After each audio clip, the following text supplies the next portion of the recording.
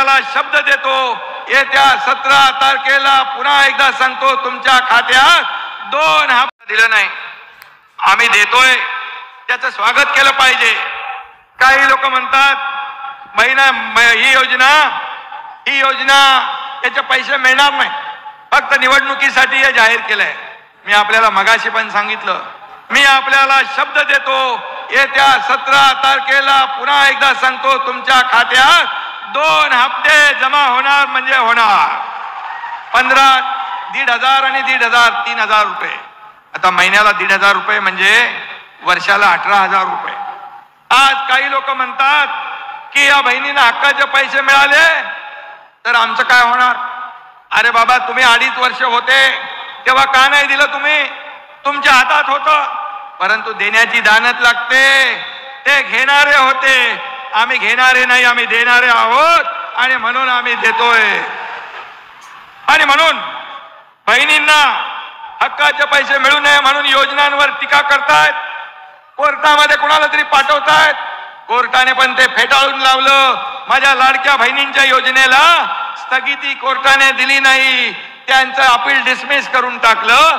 कोर्टाने देखील तुमच्या बहिणींच्या बाजूने निकाल दिला. मी कोर्टाला देखील धन्यवाद देतो. तुम्ही भीक देताय. मला सांगा, एक सर्वसामान्य कुटुंब, ही माझी बहीण एक आपला चरितार्थ चालवते, आपला कुटुंब उदरनिर्वाह करते. आज हे 1,500 रुपये मिळाल्यानंतर ती आपल्या कच्च्या बच्चांसाठी काही खरेदी करेल, कपडे घेईल, मुलांना शिक्षणासाठी साहित्य घेईल. हा पैसा देखील या बाजारात मार्केटमध्ये गुंतवणूक होत राहील. आणि महिला भगिनींसारखी अर्थव्यवस्था कोणी सांभाळू शकत नाही, कारण महिला ही घराची 1,00,000-2 लाख नाही तर माझ्या 1.5 कोटी महिलांनी फॉर्म भरले, 1.5 कोटी महिला. आणि पुढे आणखी जो आपला कालावधी आहे याच्यामध्ये आणखी माझ्या बहिणी फॉर्म भरतील आणि या लाडकी बहीण योजनेचा लाभ घेतील. मी एवढंच सांगतो आपल्याला, पुढच्या महिन्यात जे अर्ज करतील त्यांना 3 महिन्याचे पैसे मिळतील. 4,500 रुपये, 1,500, 1,500 आणि 1,500. तेव्हा विरोधकांचे डोळे पांढरे होतील.